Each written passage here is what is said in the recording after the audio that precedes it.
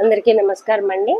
నిన్న మనం మహాభారతంలోని శ్రీ పర్వంలో జనమేజయుడు వైశంపాయనుడిని ప్రశ్న అడగడము, వైశంపాయనుడు ఎంతో ఓపికతో జనమేజయుడికి సమాధానాలు చెప్పడము జరిగింది.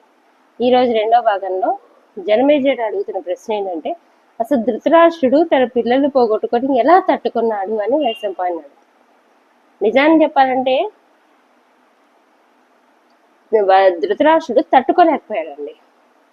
జనమేజయుడు కూడా తన తండ్రి పోగొట్టుకున్నాడు కదా, ఆ బాధని దిగమింగుకోవడం ఎలా అన్నది ఉద్దేశంతో ప్రశ్న అడిగి ధృతరాష్ట్రుడు అస్సలు ముఖ్యంగా దుర్యోధను పోగొట్టుకున్నందుకు అస్సలు తట్టుకోలేకపోయాడు. చాలా ఏడ్చాడు, చిన్న పిల్లాళ్ళగా ఏడ్చాడు.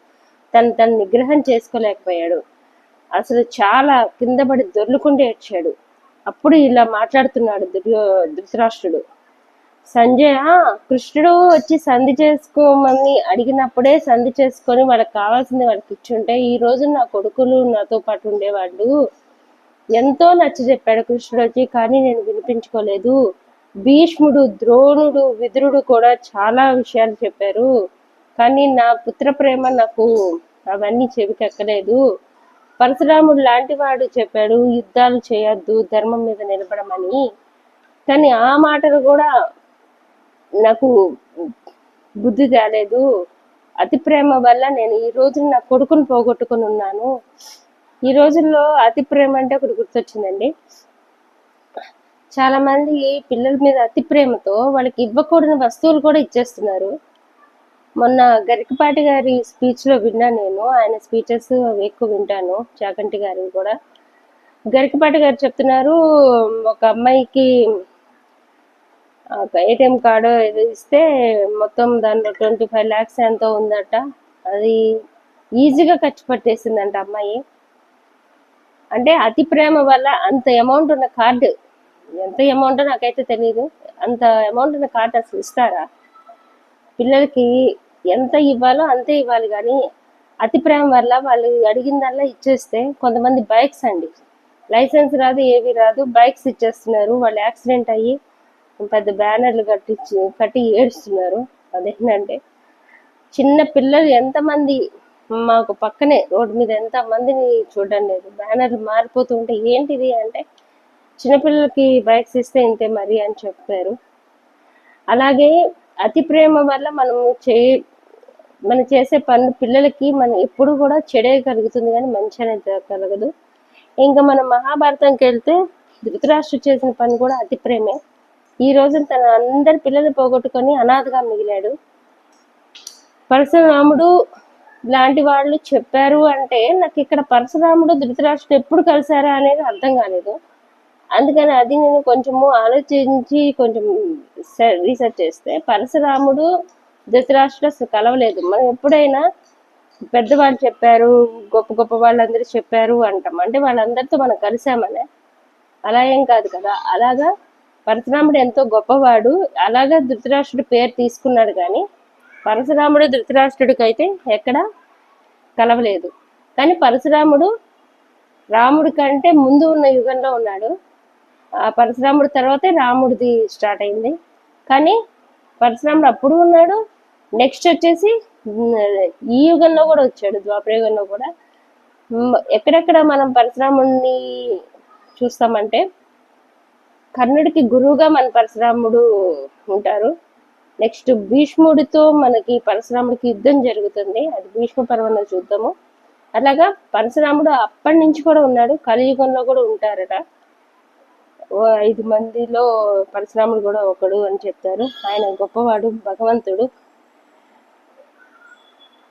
వీళ్ళందరూ నాకు బుద్ధి చెప్పినా కూడా నేను నా బుద్ధి పనిచేయలేదు. అవును, ఎలా పనిచేస్తుంది నీ ప్రేమ అనేది? నిజానికి నువ్వు అంధుడివే, కానీ నీ మనసు కూడా మూసుకుపోయింది. ఇది ఇస్తే వీళ్ళకి మంచి, ఇది ఇస్తే వీళ్ళకి చెడు, పిల్లలకి అనేది మనం తెలుసుకోగలగాలి. కానీ అతి ప్రేమ వల్ల నీ మనసు కూడా మూసుకుపోయింది. అసలు ధృతరాష్ట్రుడు ఎందుకు అంధుడయ్యాడు అనేది అదే అంటాడు. ఇప్పుడు ధృతరాష్ట్రుడు, నేను దుర్బుద్ధితో వారి మాటలు పెడచెవులు పెట్టాను, పాండవులకు రాజుభాగం కొంచెం రాజ్యమే కదా వాళ్ళు అడిగారు, అది ఇచ్చేసి ఉంటే ఈ రోజు నాకు ఈ బాధ ఉండకపోను. ఎప్పుడు మనము అయిపోయిన తర్వాత చేతులు కాల్చుకున్నట్టు చేసేస్తాం. ఆ తర్వాత ఇంకా మనము ఏడుస్తూ కూర్చుంటాము. ఆ షేర్ మార్కెట్లో తెలియక ఇన్వెస్ట్ చేసేవాళ్ళు, నెక్స్ట్ వచ్చేసి ఆ, ఎక్కువగా ఆశతో డబ్బు పెట్టేవాళ్ళు, ఇంకా ఏవేవో కొన్ని పనులు మనకి ఐడియా లేకుండానే మనం స్టార్ట్ చేసేస్తాము. దాంతో ఉన్న డబ్బు ఖర్చు పెట్టుకొని చేతులు కాచుకొని కూర్చుంటాం. ఏదో సామెత కూడా ఉందట్టు. అట్లాగా పెడచేవని పెట్టాను. పాండవులకు రాజ్య భాగం ఇచ్చేస్తున్నా బాగుండేది. అయిపోయిన తర్వాత ఎందుకు ఆ మాటలన్నీ? కానీ దహన క్రియలు చేయడానికి నేను మాత్రం బ్రతికున్నానా సంజయ? రాబోయే ఆపద తెలిసి కూడా పాండవులకు రాజ్యభాగం ఇవ్వలేదు నేను. నాకు ముందే తెలుసయ్యా ఇలా జరుగుతుందని. కృష్ణుడు అందరి వాడు అక్కడ ఉన్నాడంటే నాకు అర్థమైంది. కానీ నా పుత్ర ప్రేమ నాకు చూడనివ్వలేదు. నేను ఇలా కావడానికి నా పూర్వజన్మ సుకృతం అనే అయ్యం ఉంటుంది. పూర్వజన్మ అంటే నా పూర్వజన్మ చేసిన పాపమే ఇప్పుడు ఇలా తగులుతుంది. పూర్వజన్మ నేను ఎవరిలో బాధ పెట్టాను, నాకు అందుకే ఇలా జరిగింది అని చాలాసార్లు మనం వింటూ ఉంటాం ఇప్పుడు కూడా. అవును, పూర్వజన్మలో ఖచ్చితంగా ఉంటుందండి. ముందు జరిగిన పనులు పూర్వజన్మే కాదు, ఈ జన్మలో కూడా ముందు మనం ఏం కర్మలు చేస్తుంటామో వాటి ఫలితాలే ఖచ్చితంగా మనం అనుభవిస్తాము. పూర్వజన్మలో ధృతరాష్ట్రుడి గురించి చూస్తే ఆయన ఒక వేటగాడు. ఒక పెద్ద చెట్టు మీద చాలా పక్షులు గూడు కట్టుకొని, గుడ్లు, చిన్న చిన్న పక్షులు, పెద్ద పక్షులు అన్నీ ఉంటే దానికి నిప్పు పెట్టాడు. ఎంతమంది పక్షులు, ఎన్ని పక్షులు దానిలో చనిపోయాయో తెలియదు అనమాట. అలాంటి దుర్మార్గ పని చేశాడు కాబట్టి అంధుడిగా పుట్టాడు. అంధుడిగా పుట్టి కూడా ఈ జన్మలో కూడా ఇలాంటి పని చేశాడు. అంటే తర్వాత జన్మ ఏం జరుగుతుందని నాకైతే తెలీదు. దహనక్రియలు చేయడానికి నేనే బతుకున్నానా, నేను ముందు పోవాల్సింది కదా వాళ్ళకంటే అని ఏడుస్తున్నాడు అనమాట. అప్పుడు సంజయ్ అంటున్నాడు, నేను ఇలా కావడానికి నా పూర్వజన్మ సుకృతమే కదా కారణం సంజయ అని ఏడుస్తూ ఉంటే, అయినా చంపిన వాళ్ళు ధర్మరాజు పాండవులు ఉన్నారు కదా, వాళ్ళే దహనక్రియలు చేస్తారు కదా, మళ్ళీ నేనెందుకు రావడము అని అంటాడు. అప్పుడు సంజయుడు ఇలా చెప్తున్నాడు. అతను చూసి సంజయుడు, ధృతరాష్ట్ర మహారాజా, నీకు తెలియని శాస్త్రాలు లేవు. అన్ని తెలిసి కూడా ఇలా దుఃఖిస్తున్నావు ఎందుకు? నువ్వు అన్ని శాస్త్రాలు చదివావు, అన్ని విద్యలు వచ్చు నీకు. ఇంతగా అభిమన్యుడు చనిపోయినప్పుడు నారదుడు కూడా ధర్మరాజుకి ఒక హితబోధ చేస్తాడు. ఇదంతా కూడా కర్మ చేసిన దానికి ఇదంతా జరుగుతుంది అని తెలుసు మనకి. సమాజంలో, లోకంలో, లేకపోతే ఇంకేదైనా పుట్టడము పోవడం అనేది న్యాచురల్గా జరిగేదే. దాని గురించి అజ్ఞానులు బాధపడాలి, కానీ నువ్వెందుకు ఇలా దుఃఖిస్తున్నావు?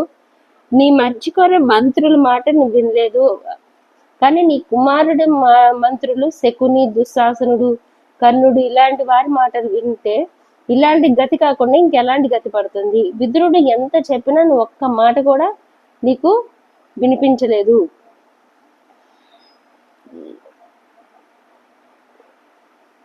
అతనికి బుద్ధి చెప్పి అతని ఆ కృత్యాలను ఆపగలిగితే నీకు ఈరోజు ఇలాంటి గతి పట్టేదేనా అని చెప్పేసి చాలా తిడతాడనమాట. ఇంకా సంజయుడు ఇలా అంటున్నాడు, చుట్టూ మంట పెట్టుకొని కాలిపోతోంది, అయ్యో కాలిపోతున్నానని గొంతెండేలాగా అరిస్తే మాత్రం ఏం లాభము? ముందే ఉండాలి ఇది ఈ భావం అని చెప్పేసి నీ కోపాగ్నికి, నీకున్న ద్వేషానికి, నీకుండే బుద్ధికి వాళ్ళందరూ ఇప్పుడు ఆహుతైపోయారు. ఇంక చేసేదేం లేదు అంటే రావాలి కదా. ఇప్పుడు ధృతరాష్ట్రుడు వచ్చేసి అక్కడ దహన కార్యక్రమాలు చూడాలి కదా, ఆయన లేపడానికి శతవిధాలా ప్రయత్నిస్తున్నాడు. ఈ లోపల విదురుడు వచ్చి చేసింది ఇంక చాలు, ఇంకా నేల మీద పడి దొర్లి ఏడుస్తున్నావా బుద్ధి లేకుండా, తమ్ముడే కదా ఎంతైనా అని చెప్పేసి తిడుతున్నాడు అనమాట. విదురుడు మాటలకు ధృతరాష్ట్రుడు లేచి కూర్చున్నాడు. దుఃఖం ఆపుకొని ధృతరాష్ట్రం చూసి, ధృతరాష్ట్ర మహారాజా, పెరుగుట విరుగుట కొరకే అని చెప్పి సామెత ఊరినే లేదు. కొత్త కొత్త రుచుల కొరకు అర్రులు చాలిస్తే ఉన్న రుచే పోయింది అన్నట్టు ప్రతి మనిషి చావక తప్పదు. ఎంత దగ్గరైతే అంత దూరం కావడమే ప్రకృతి సహజం. దీన్ని తప్పుకుంటే ఎవరికైనా సాధ్యమా? యమధర్మరాజు తన పాసంతో ప్రాణము హరించినప్పుడు వీడు మంచివాడా, చెడ్డవాడా, ధనికుడా, పేదవాడా, పిరికివాడా అని అస్సలు చూడ్డు. ఎలాంటి వాడికైనా చావు తప్పదు. యుద్ధం చేస్తేనే మనిషి చేస్తాడా? ఎక్కడున్నా చావును తప్పించుకోలేడు కదా. కనుక చావును గురించి, చచ్చిన వారి గురించి దుఃఖించడం దండగా. నీ కుమారులందరూ యుద్ధంలో మరణించి వీర స్వర్గం పొంది స్వర్గ సుఖాలు అనుభవిస్తున్నారు. నువ్వు వారి కొరకు దుఃఖిస్తున్నావు. అయినా పండితుడవు, జ్ఞానివి అయిన నీకు తెలియంది ఏముంటుంది? మనిషి పుట్టిన తర్వాత బాల్యము, యవ్వనము, అందచందాలు, ప్రకృతి అందున్న పదార్థము అన్నీ మిథ్య. అశాశ్వతమైన స్థిరము కాని వాటి కోసము దుఃఖించడం అస్సలు తగదు. తెలివి కలిగిన వారు దుఃఖించరు. దుఃఖం స్వర్గ అనర్గములకు హేతువు. కాగల కార్యం మీద మనసు నిలుపుము. మహారాజు మామూలు మనుషుల ఆలోచన పరిధి చిన్నది కనుక వారు చిన్న దుఃఖంను కూడా తట్టుకోలేరు. తమకు ఇష్టమైనది దూరం అయితే వాళ్ళు ఏడుస్తారు, దుఃఖిస్తారు, చేయకూడని పనులు చేస్తారు. కానీ జ్ఞానులు, పండితులు అలా కాదు. ప్రియము అప్రియం అనేది ఉండదు, అన్నీ సమానంగా చూస్తారు. నువ్వు జ్ఞానివి అనుకుంటున్నాను. దయచేసి నీ దుఃఖాన్ని ఆపి చేయాల్సిన కార్యక్రమాన్ని చేయవలసిందిగా కోరుతున్నాను అని విదురుడు కూడా చెప్తాడు అనమాట. దీంతో ప్రథమ భాగం సమాప్తం. రేపు ఇంకో భాగం చూద్దాం. నమస్తే.